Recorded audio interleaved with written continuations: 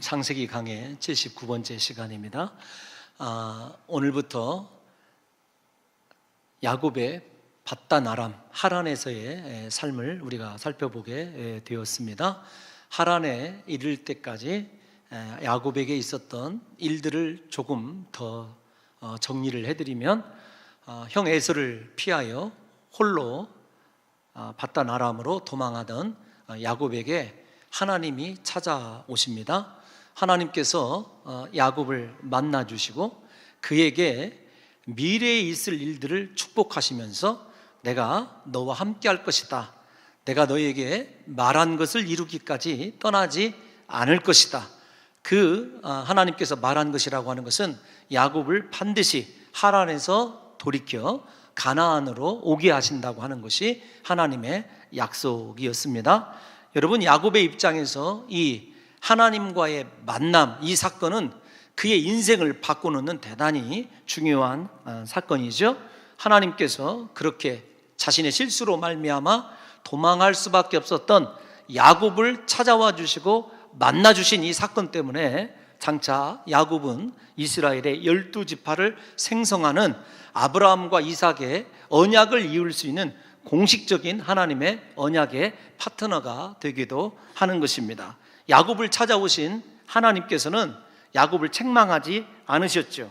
또는 징계하지도 않으셨습니다. 오히려 그가 염려하는 현재와 미래에 대한 확신을 주시고 위로를 베풀어 주신 것을 우리가 생각해 보았습니다. 조금 지난 시간의 것을 생각해 보면, 야곱을 그렇게 하나님께서 꿈에 사닥다리의 환상을 통해서 만나 주시고 말씀을 주실 때, 야곱의 네가 어찌하여 아버지를 속였느냐, 형을 속였느냐 등 잘못에 대해서 하나님이 한마디도 언급하지 않는 것을 우리가 좀 상기해 보자는 거죠. 하나님은 야곱의 과거에 대해서는 관심이 전혀 없으셨습니다. 미래에 어떻게 하나님께서 야곱을 쓰실 것인지에 대해서만 관심을 갖게 되는 것을 보게 됩니다. 성경에서 하나님을 만난 사람들의 가장 큰 축복은 무엇이냐면, 하나님의 징계를 받았다든지 하나님께서 그들을 책망하셨다는 기사보다는 그들의 인생이 모두 다 새롭게 변화된 삶을 살았다는 것이 주된 주제입니다. 예를 들면 현장에서 간음하다가 잡힌 여인이 있었지 않습니까? 요한복음 8장에 나오는 그 여인을 향해서도 예수님께서 네가 어찌하여 이런 죄를 저질렀느냐 묻지 않습니다. 나도 너를 정죄하지 않는다. 과거에 대해서는 내가 너를 정죄하지 않는다는 거죠. 그러나 다시는 죄를 짓지 말라고 그의 미래에 대해서 관심을 갖게 되는 것을 보게 됩니다. 뿐만 아니라 여러분 잘 아시는 베드로를 생각해 보십시오. 심지어는 예수님을 저주하면서까지 부인했던 이 베드로를 만나신 예수님께서 먼저 찾아가시지 않습니까? 야곱을 찾아가신 것처럼 예수님께서 먼저 찾아가셔서 그에게 한마디 물어보십니다. 네가 나를 사랑하느냐? 내 양을 먹이라. 그를 통해서 세워지게 될 하나님의 거룩한 교회의 꿈을 보셨어요. 실수하고 넘어져 있고 의기소침해 있는 베드로에게 하나님께서는 미래에 대한 하나님의 비전과 소원을 확인시켜 주는 것이 이 예수 그리스도의 베드로와의 만남 아니겠습니까? 우리가 하나님을 만나게 되면 받는 제일 큰 축복이 무엇이냐면, 우리 과거에 대한 부정입니다. 과거의 삶이 어떠했든지 하나님께서는 우리 과거에 대해서 전혀 관심을 가지시는 것이 아니라 우리를 새롭게 하심으로, 만남 그 자체가 우리를 새롭게 하심으로 우리를 통하여 하나님의 이루어질 비전만 확인이 되고 우리가 그 비전을 따라서 미래를 살게 된다는 거죠. 야곱이 지금 그런 상황에 하나님의 은혜를 경험하고 있다는 것입니다. 무엇보다도 야곱이 받은 축복 중에 축복은 그렇게 홀로 절망한 상황 가운데서 하나님이 찾아와 주신 것과 더불어 하나님이 내가 너와 함께 해주겠다고 하는 약속이에요. 그러니까 이 야곱은 굉장히 큰 놀라운 은혜를 받은 거죠. 왜냐하면 하나님을 지금까지는 자신의 조부 아브라함의 하나님, 자신의 아버지 이삭의 하나님으로만 알았는데, 하나님이 자기의 하나님이 되어주신다고 하는, 함께 해주신다고 하는 이 약속 때문에 야곱의 인생이 완전하게 달라지게 되는 것 아니겠습니까? 저도 오늘 설교를 시작하면서 우리 사랑하는 성도 여러분들이 모두 다 하나님을 만나심으로 말미암아 새로운 인생을 살아가게 되고, 두 번째로는 그 인생에 새롭게 펼쳐지는 미래의 삶은 하나님이 함께 해주시고 하나님이 우리의 삶을 날마다 말씀으로 주관해 주는 귀한 축복을 받으시기를 예수님의 이름으로 축원합니다. 이 세상 창조주이신 하나님이 우리와 함께 해준다는 그 인생보다 행복한 인생이 어디가 있겠습니까? 저는 내가 너와 함께 하노라, 이 말씀이요, 어떤 인생의 생명수 같은 말씀이에요. 부디 우리 사랑하는 성도 여러분들이요, 오늘부터 하나님이 여러분들과 함께 하심을 믿으시고 하나님과 동행하시기를 예수님의 이름으로 축원합니다. 이렇게 하나님이 자기와 함께 해주시고 자기의 하나님이 되어주시는 그것 때문에 야곱이 인생의 목적이 바뀌게 되지 않습니까? 하나님의 이곳이 하나님의 성전이 될 것과 앞으로 자신의 모든 소유에서 11조를 드리게 될 것을 야곱이 서원을 하고 자신의 돌베개를 베고자 했던 돌베개에다 기름을 부음으로 하나님께 경배하고 서원함으로 그렇게 이제 베델에서 떠나게 되는 장면을 우리가 지난 시간에 살펴보았습니다. 하나님을 만나게 되면 인생의 목적이 이렇게 바뀌게 됩니다. 하나님 중심, 하나님 성전 중심, 하나님께 헌신하고 예배하는 중심으로 야곱처럼 바뀌게 된다는 거죠.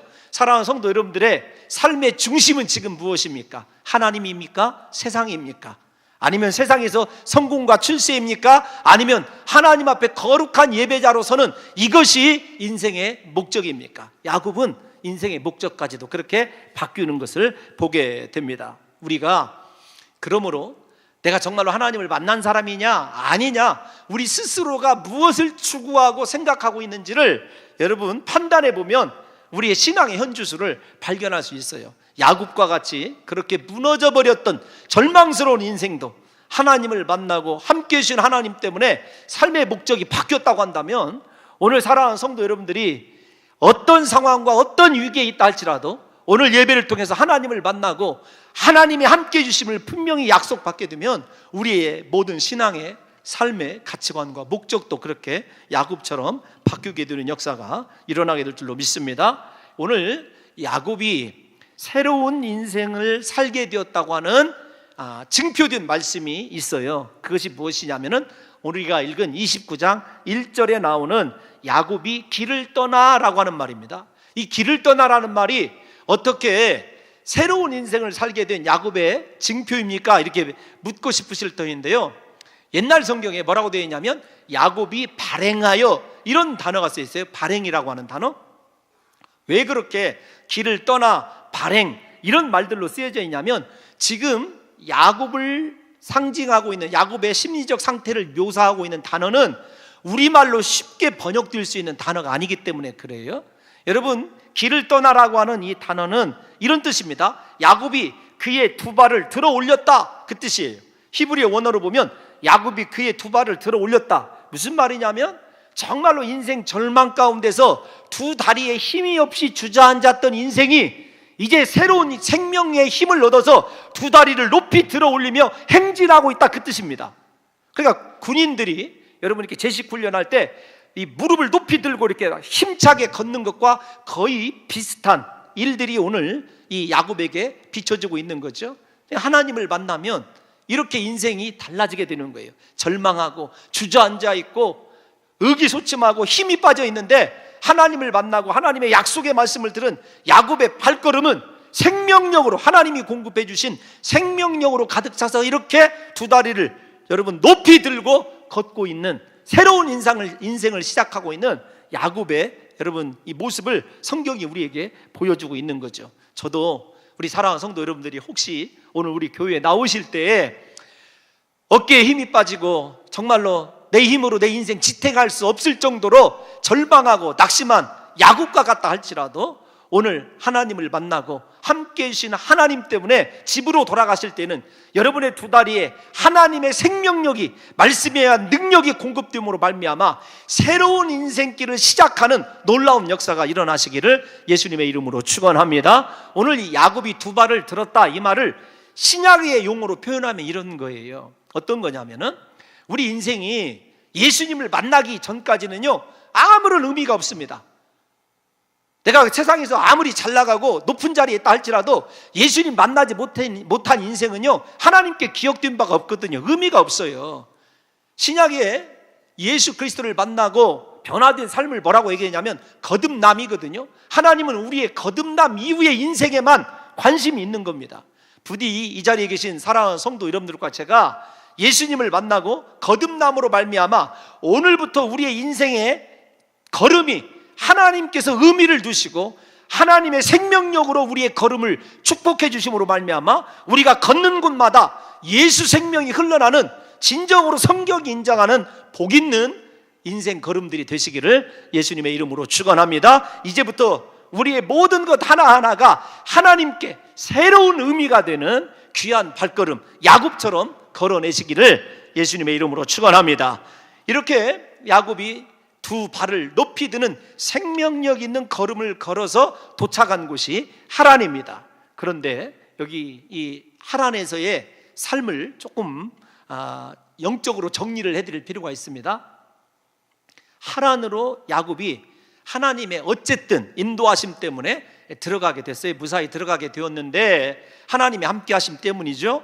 중요한 것은 하나님께로는 이 사실이 상당히 가슴 아픈 일이고 하나님의 은혜의 역주행되는 일이라는 사실을 우리가 점검을 해봐야 되죠. 왜 그러냐면 아브라함은 그곳에서 본토 친척 아비집을 떠나서 가나안으로 갔거든요.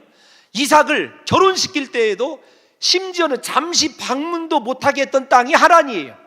왜냐하면 자기 자신은 가나안에서 세계 인류 구원의 꿈을 꾸고 여인의 후손을 통해서 오게 될 메시아의 꿈을 꿔야 될 사람이기 때문에 다시 옛사람으로 회귀하는 것을 하나님이 그토록 싫어한다는 것을 아브라함이 알았어요.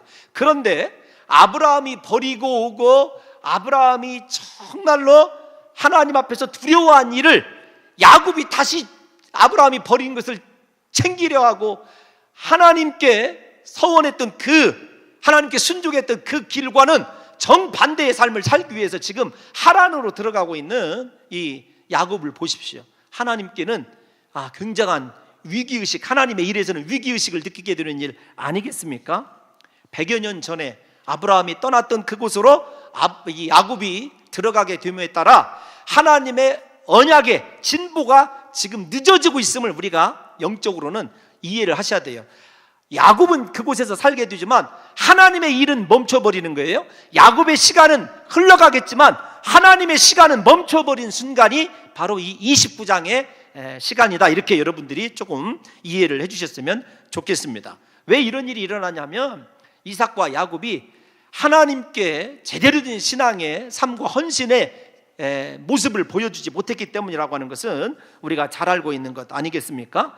하란에 도착해서 야곱이 처음 만난 이 사람은 들에서 양을 치는 목자들입니다.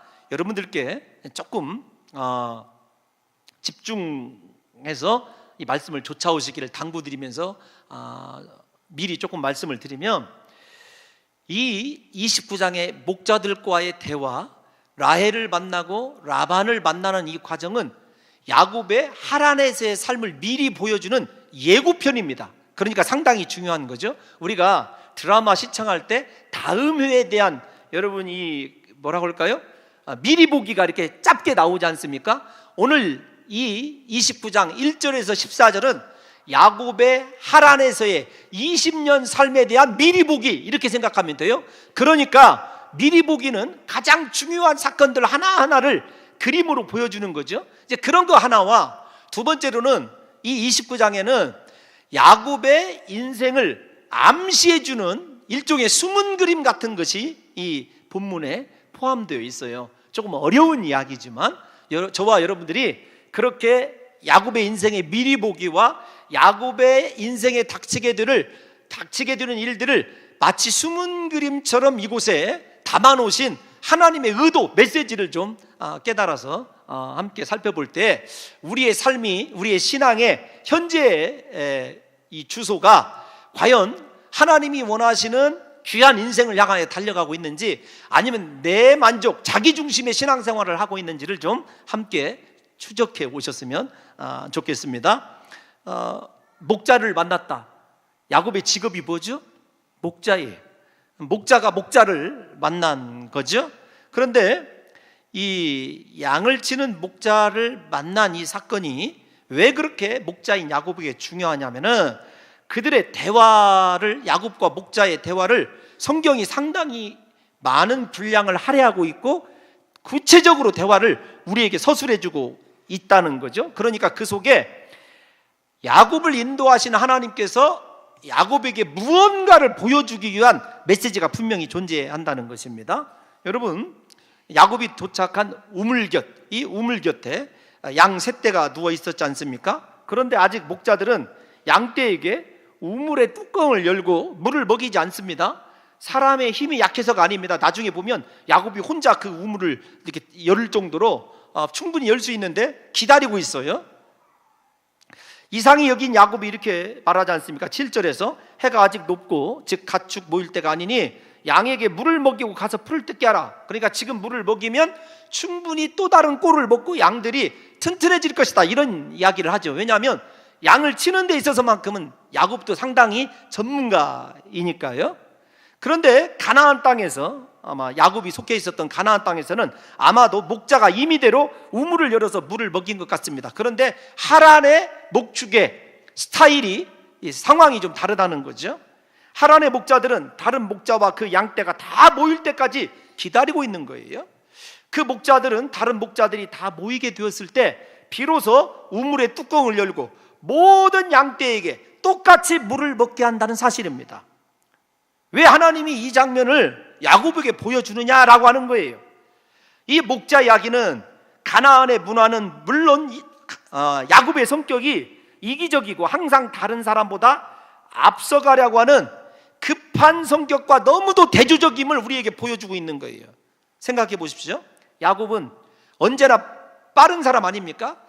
이렇게 해서도 야곱이 빠른 삶을 살게 되니까 나중에 약복강가에서 하나님께서 야곱의 환두뼈를 쳐가지고, 옛날 성경에 환두뼈, 허벅지 아래를 쳐가지고 다리를 저는 완전히 여러분 느린 사람으로 바꾸어 놓거든요.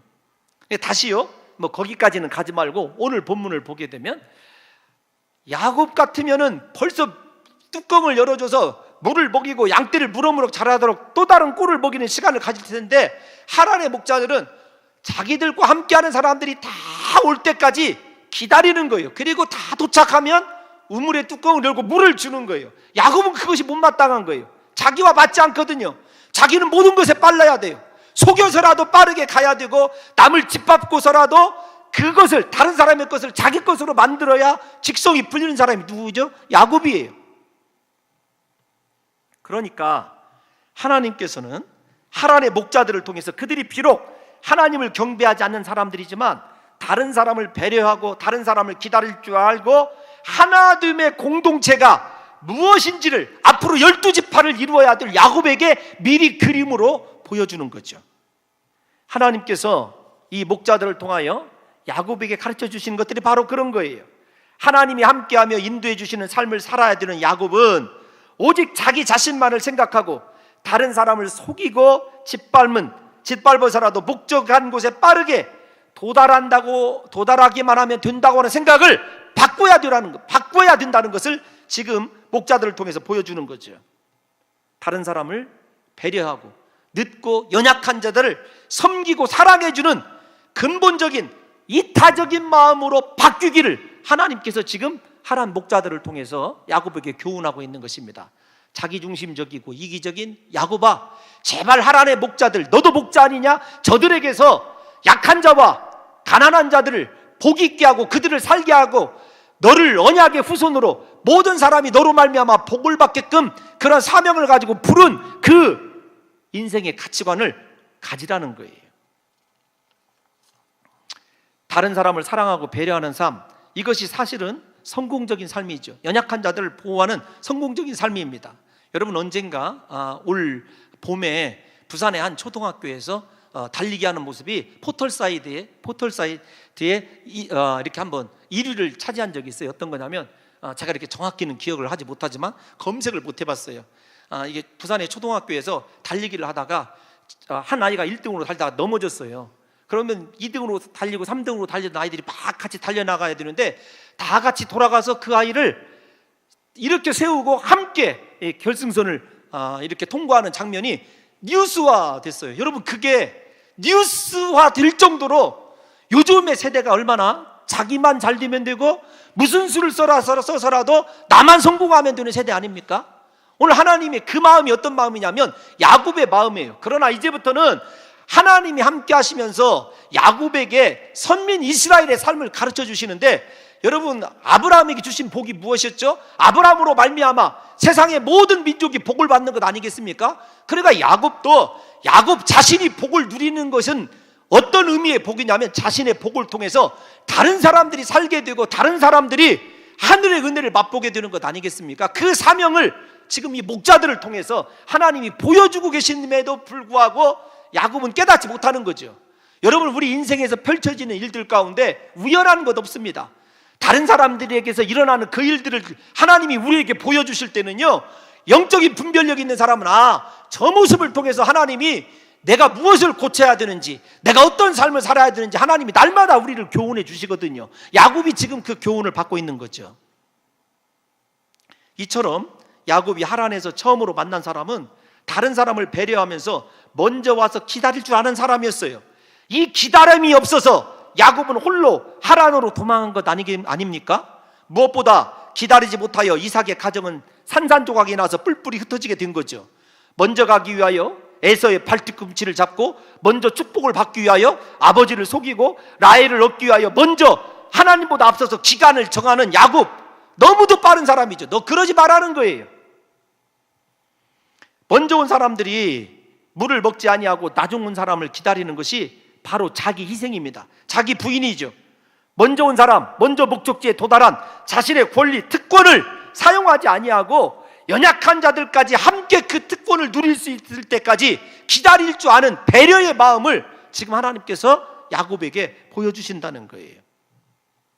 그런데 그렇게 기다려주고 늦게 양을 끌고 온 사람이 누굽니까? 자신의 아내가 될 라헬이었어요. 그는 여자죠. 연약한 여자의 몸으로 남자들과 경쟁하여 자신들의 양을 제대로 먹이고 보살핀다는 것은 절대로 쉽지 않은 일입니다. 그러나 먼저 온 사람들이 나중 온 사람들을 기다려주는 배려의 사랑 문화 때문에 라헬 같은 연약한 여성도 양치는 일을 감당할 수 있었던 것입니다.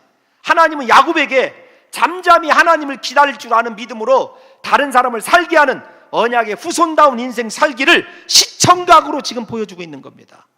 여러분, 우리의 삶이 그래야 된다는 거예요.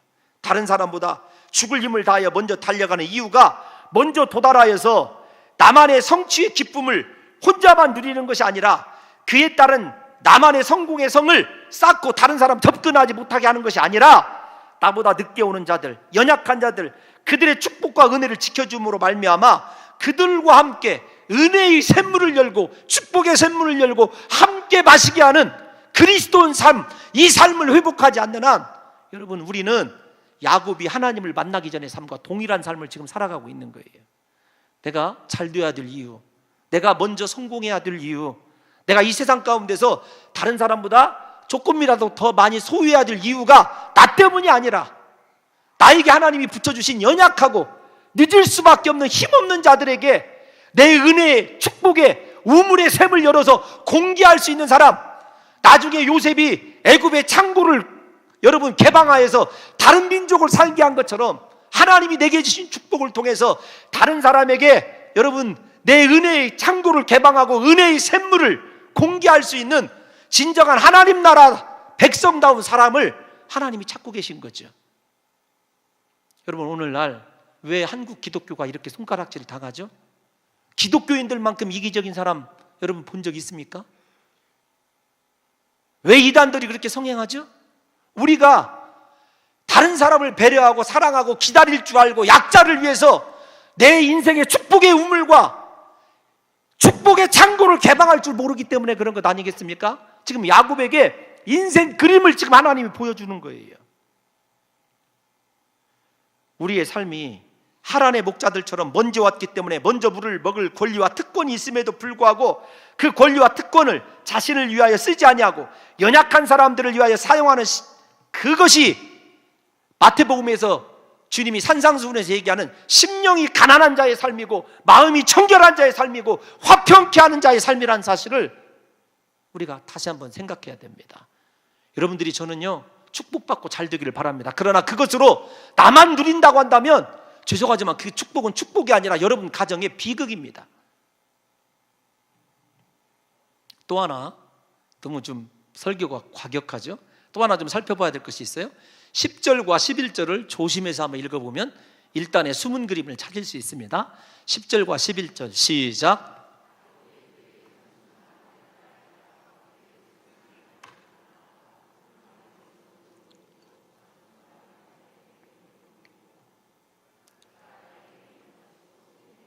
잠깐만요. 여러분 저 본문 10절과 11절을 딱 읽어보시면서 저 같으면은요 오랜 800km를 넘는 여행 끝에 무사히 도착해서 지금 자기 자신의 아내가 될지도 못할 사람, 아내가 될지도 모르는 사람이 있지만 찾아야 될 사람을 찾았어요. 그러면 인사를 나누고 안부를 먼저 묻는 것이 먼저이겠습니까? 야곱처럼 양떼를 먼저 돌보는 것이 문제이겠습니까? 아니 먼저이겠습니까? 자꾸 문제 하니까. 아니 저 같으면 인사를 나누고 먼저 안부를 좀 묻고 그 다음에 물을 천천히 줘도 되잖아요. 여러분들은 야곱처럼 하십시오. 저는 제 식으로 살아갈 테니까. 그런데 사실은 이 10절과 11절의 순서를 보게 되면 앞으로 야곱의 인생이 라헬을 어때? 먼저 저렇게 10절처럼 외삼촌 라반의 양떼를 돌보고 난 이후에 라헬과 입맞춤하게 되는, 부부가 되는 그림이 저렇게 순서벽으로 이렇게 숨겨져 있어요. 제가 나중에 입맞춤을 설명해 드릴게요. 여러분, 하나님께서 야곱의 그 행위 하나도 놓치지 않고 그의 인생에 적용하는 것을 보게 되면요, 우리의 인생의 행위 하나도 얼마나 하나님 앞에서 조심스럽고 거룩해야 되고 경건해야 되는지를 여러분들이 잘 아셔야 됩니다.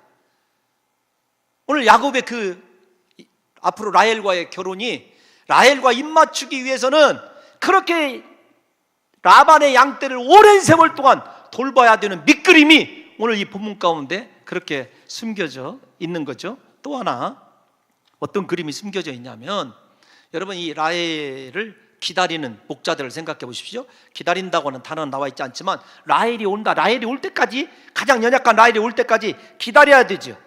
여러분 오늘 야곱도 앞으로 라헬을 정식 부인으로 맞이하기 위해서는요, 오랜 생활 목자인 야곱도 기다려야 돼요. 하란의 목자들은 물을 마시기 위해서 기다렸지만 야곱은 라헬과 결혼하기 위해서 기다려야 되고, 뿐만 아니라 그 기다림을 통해서 알아야 될 것이 있어요. 무엇이냐면, 야곱은 두 가지 실수를 결혼해서 범하게 되는데 나중에 하나는 자세히 또 한번 다룰 거예요. 여러 번 다룬 거지만 어떤 거냐면, 절대로 하란에서 결혼해서는 안 되거든요. 여러분 이삭을 보십시오. 그의 아버지 이삭, 하란에 있는 리브가를 데려다가 어디에서요? 하나님이 약속한 땅 가나안에서 결혼을 하거든요. 그러니까 이 라헬과 이 기다린다는 의미 속에 아내가 되는 라헬을 오랜 세월 기다려야 된다는 말도 있었지만, 어떤 기다림이 있어야 되냐면, 라헬을 그렇게 우연히 만난 것처럼 하나님이 라헬을 아내로 주실 때까지 야곱이 기다려야 됨을 하나님께서 보여주신 거예요. 다시요, 여러분 이 말을 좀, 이 신학적인 이 그림을 여러분들이 이해를 좀 하셨으면 좋겠어요. 목자들이 라헬을 기다리는 장면을 야곱이 의도적으로 봤습니까? 우연히 기다렸어요. 그래서 하나님께서 라헬을 지금 인도해 주신 거죠. 라헬을 만날 수 있도록. 그러면 라헬을 사랑하는 야곱이 결혼하기도 하나님께서 확실히 인도해 주실 때까지 기다려야 돼요. 그래서 하란에서 절대로 결혼해서는 안 되는 거예요. 그 하란에서 결혼과 이 두 가지를 여러분들이 함께 말씀을 드리니까 혼동하는 것 같아서, 좌우지간 하나님이 인도하실 때까지 기다려야 되는 거죠. 그런데 야곱은 기다리지를 못하게 되는 것 아니겠습니까? 여러분 이 기다리라고 하는 이 말을 우리가 조금씩 더 생각해 보죠. 왜 그러냐면, 다시 좀 돌아갑니다. 야곱은 우물가에서 라헬을 만나게 되죠. 그리고 한눈에 사랑에 빠지게 됩니다. 사실 사랑에 빠졌어요. 누가 봐도 극적인 사랑 아닙니까? 그런데 이 사랑이 야곱의 모든 인생을 고난의 소용돌이로 몰아넣게 됩니다. 왜냐하면 하나님이 보여주신 그림대로 기다리지 못했기 때문에. 하나님이 우연하게 야곱에게 라헬을 인도했다면 아내로서도 하나님이 인도해 주실 것 아니겠습니까? 왜냐하면 하나님이 함께 하시며 지금 야곱과 동행하고 있으니까요. 이걸 확실하게 또 이렇게 여러분들에게 분명하게 설명을 해드려야 되는데 제가 이 능력이 없어요. 왜 그럴까요? 먼저 오늘 우물가에서 이루어진 이 극적인 사랑은 아브라함의 늙은 종이 리브가를 만나는 장면과 흡사하다고 생각하지 않으십니까? 이삭의 집안에 사랑의 꽃이 피는 곳은 언제나 우물이요. 우물이 문제예요.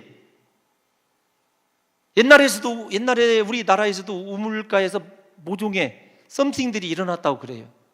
근데 여러분, 이 집안도 우물이 문제예요.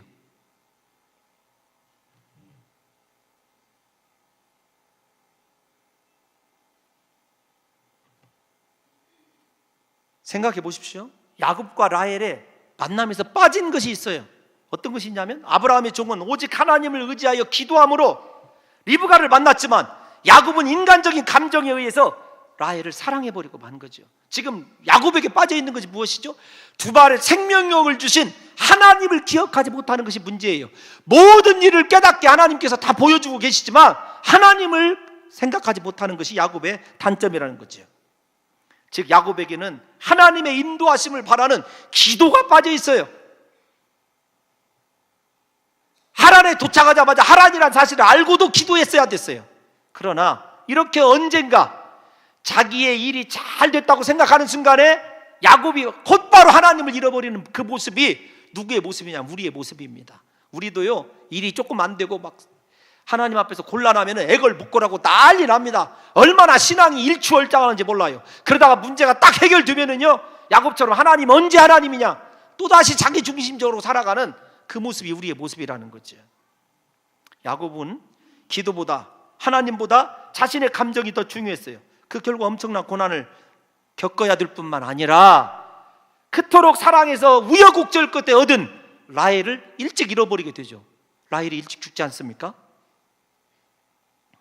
하나님께 기도함으로 사랑의 결실을 맺은 이삭과 리브가의 삶에 비하여 야곱과 라헬의 삶은 너무나 파란만장하게 펼쳐지지 않습니까? 야곱의 사랑은 죄가 아닙니다. 하지만 그에게는요, 사랑보다 중요한 것이 무엇이냐면 결혼이에요. 왜냐하면 결혼은 사명이기 때문에 그래요. 왜 이삭이 지금 야곱을 바다나라함으로 보냈죠? 그곳에서 아내를 얻기 위해서 보낸 거예요. 왜냐하면 아내를 얻는다고 하는 것은 단순한 결혼 문제가 아닙니다. 결혼한다고 하는 것은 단순한 결혼의 문제가 아니라 어떤 것이냐면 여인의 후손으로부터 오게 될 사탄의 머리를 깨뜨릴 여인의 씨, 즉 메시아의 조상이 되는 가정을 이루어야 될 것이 하나님이 그들에게 부탁한 사명 아닙니까? 그러니까 죄송합니다, 이렇게 표현할 수 있어요. 사랑이 중요한 게 아닙니다. 무엇이 중요하냐면 야곱에게는 결혼을 통해서 메시아가 오게 될 가정을 꾸리는 결혼, 즉 사명이 중요했던 거죠.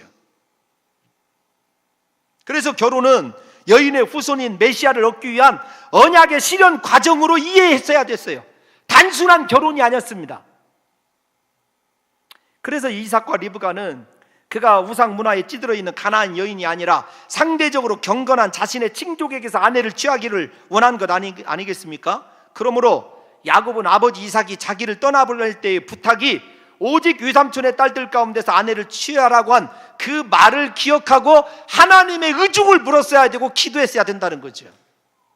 여러분, 그러면 그의 아버지 이삭은 리브가를 아내로 맞이하고 결혼할 때 어떠했는지를 살펴보면 돼요. 다 같이 창세기 24장 67절을 한번 읽어보겠습니다.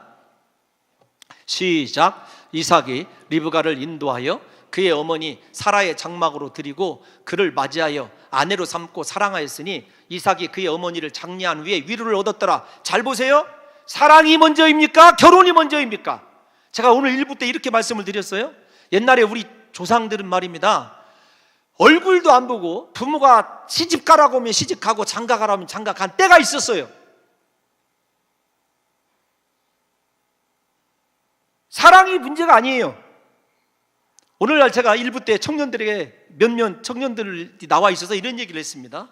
여러분, 사랑이라고 하는 미명 아래 하나님이 부여해 주신 거룩과 은혜를 다 잃어버리고 정말로 중요한 이 사람과 함께 더불어 이루어야 될 하나님의 사명과 비전을 논하는 것을 뒤로 미루지 말아라고요. 바꿔야 됩니다. 우리는 결혼을 왜 하냐면 정말로 우리가 결혼을 해서 하나님의 어떤 소원을 이룰지, 하나님의 어떤 비전을 이루어야 될지 신앙의 가치관을 맞추고 함께 기도하면서 하나님께서 우리를 사랑으로 인도해 줄 때까지 기다려야 되는 거예요. 내 감정, 사랑의 감정이 우선하는 사람은요 반드시 실패하게 돼 있어요. 결혼을 합니다. 그러나 여러분 지금 이 자리에 계신 여러분 결혼을 하신 분들도 생각해 보세요. 내가 사명에 입각해서 하나님께 결혼을 하고 하나님 주신 사랑을 누리는 삶을 살고 있는지, 아니면 내가 사랑한 사랑의 감정 때문에 모든 것 불구하고 결혼을 했는데 그 결과가 인생의 쓰디쓴 고난, 야곱처럼 지금 20년이 넘는 방황을 해야 되는 삶 아닙니까? 그냥 예수 믿는다고 해서 만나서 결혼했어요. 그런데 여러분들 부부가 신앙의 가치관이 같느냐고요. 예수 믿는 것이 행복이어야 되는데 날마다 가치관 달라서 신앙생활 하는 것도, 충성하는 것도, 봉사하는 것도, 헌금하는 것도 다 달라서 여러분 행복하게 부부가 신앙생활 할 수 있느냐고요. 아닙니다. 이삭의 이야기를 다시 보십시오. 왜 제가 그렇게 이야기하는지 그럼 다시 한번 띄워주세요. 24장 67절 보면 이삭은요, 히브리어는 언제나 중요한 것이 우선순위에 서 있어요. 그를 맞이하여 아내로 삼은 것, 결혼이 먼저예요. 그 다음에 사랑을 하였어요. 사랑을 해서 결혼한 것이 아니라 결혼하고 사랑했어요. 그 결혼이 사명이기 때문에. 오늘날 예수 믿는 사람들의 삶의 결혼의 기준이 무엇이냐면 사명적 입장에서 결혼을 접근해야 되지, 야곱처럼 내 감정과 사랑적 입장에서 결혼을 먼저 시작을 하게 되면 여러분 반드시 그 삶에, 죄송합니다, 제가 이렇게 여러분들을 협박하는 말씀을 드려서 고난이 있어요. 고난. 여러분 혹시 이 자리에 정말로 자식들을 결혼시켜야 될 부모님이 계시다고 한다면요, 그 아이들이 신앙의 가치관이 맞고 정말로 결혼해서 하나님을 위하여 영광스럽게 살아갈 수 있는 존재들이 확실히 맞은지를 먼저 보시고, 조금 부족하더라도 그렇다고 한다면 결혼시켜야 돼요. 요즘 젊은이들이요, 사랑하면은요 끝입니다. 무엇이 끝인 줄 아세요? 거룩이요, 경건이요, 그거 다 엿싸먹어버려요. 무너져 버립니다. 제가 무슨 얘기하고 있는지 못 알아들고 계신 분,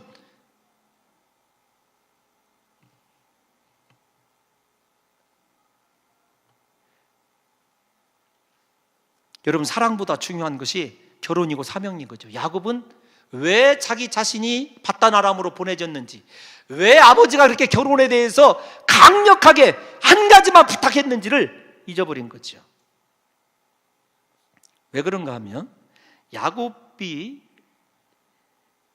리브가와 입맞췄을 때, 입맞추다라고 하는 단어가 구약 성경에 딱 한 차례 나타나는 단어입니다. 여러분 우리가 우리말로 보면 입맞춤 그러죠. 이렇게 제가 아직도 부자연스러운 게 뭐냐면은 이렇게 외국 친구들을 만날 때 그 부인 친구 이렇게 있잖아요. 이렇게 끌어안고 서로 이 뺨에다가 이렇게 뺨을 닿지 않게 입술로 하는 게 있어요. 저 그거 지금도 못합니다. 이상해요. 그냥 이렇게 그 친구하고는 그 의사 친구하고는 막 끌어안고 좋아 같은 남자인데 여자하고는 그게 잘 안 돼요. 지금 여러분 입맞춤 교훈하고 있어요. 여러분 그런데 그 입맞춤과 지금 제가 얘기하는 문안을 엿주는 남녀간에도 이렇게 뺨을 대면서 이렇게 하는 입맞춤과 오늘 여기에 야곱과 라헬이 입맞추다고 하는 단어는 다릅니다. 여러분 이 나샤크라고 하는 단어는 부부가 사랑할 때 나누는 입맞춤이에요. 그러니까 참 이게 뭐냐면 이 히브리어 원어 그대로 얘기하는 거예요. 성경을 가르쳐 드리는 거예요. 야곱과 라헬이 한순간에 첫눈에 사랑이 불킨 거예요. 제가 지금까지 무엇을 설명했는지 이해를 하셔야 됩니다. 단순한, 그러니까 야곱과 라헬이 우물가에서 사명은 제쳐두고 사랑에 빠져서 두 사람이 여러분 수십 년을 그 사랑에 대한 대가를 고난으로 치러내야 되는 일들이 일어나게 되는 거죠. 여러분 이렇게 이 입맞춤을 통해서 그들은 좌우지간 드라마틱하게 사랑에 빠졌습니다. 그 드라마 때문에 하나님의 시간은 멈춰버리고 야곱은 수많은 고난을 치러내야 됐거든요. 그러면 이 입맞춤과 더불어 또 입맞춤이라는 단어가 나오죠. 라반과 야곱이 입을 맞춰요. 그것은 문안 인사예요. 제가 앞에서 말씀드린. 그런데 그 입맞춤이, 그 야곱과 라반의 입맞춤이 어디에 나오냐면 아버지 이삭을 속일 때 야곱이 입을 맞추다라고 하는 단어가 여기에 쓰여져 있어요. 잘 들어보십시오. 아버지 이삭을 속이기 위해서 입맞춤으로 들어갔던 야곱이 모든 이야기를 듣고 거지 중에 상거지가 되어서 돌아온 야곱과 입맞춤을 하면서 네가 내 혈족이다, 친족이다라고 인정하는 라반의 머릿속에 이 아이를 통해서 어떻게 무언가를 얻어낼까를 생각하는 속임수의 입맞춤으로 돌아오게 된 거죠. 너무 길죠? 아버지를 속였던 입맞춤이 나갔는데 이번에는 라반이 입맞춤으로 누구를 속이러 오냐면 야곱을 속이러 온 거죠. 설교의 결론이 뭐냐면 여러분, 심은 대로 거두는 거예요. 하나님이 야곱을 고난과 연단을 통해서 만드실 때 야곱이 무심코 뿌려놓은 모든 잘못과 허물에 대해서 하나님께서 하나씩 다 갚아가면서 그것들에 대한 계산을 철저히 하는 거죠. 그래서 예수 믿는 사람은 무엇이든지 심는 대로 거둔다는 말을 가장 두려워해야 돼요. 내가 무심코 던진 말, 내가 무심코 하나님께 죄진 것, 여러분 그거 하나님께서 우리를 다루기 시작하면은요 정신없이 그렇게 다 모든 것 계산하고 그 값을 물어내야 된다는 거예요. 신앙에도 원인 없는 결과는 없습니다. 부디 우리 사랑하는 성도 여러분과 제가 주님 오시는 그날까지 선과 사랑과 용서를 심어야 되지, 그렇게 해서 축복을 심을지언정 우리가 심판과 저주를 심어서는 안 될 것 아니겠습니까?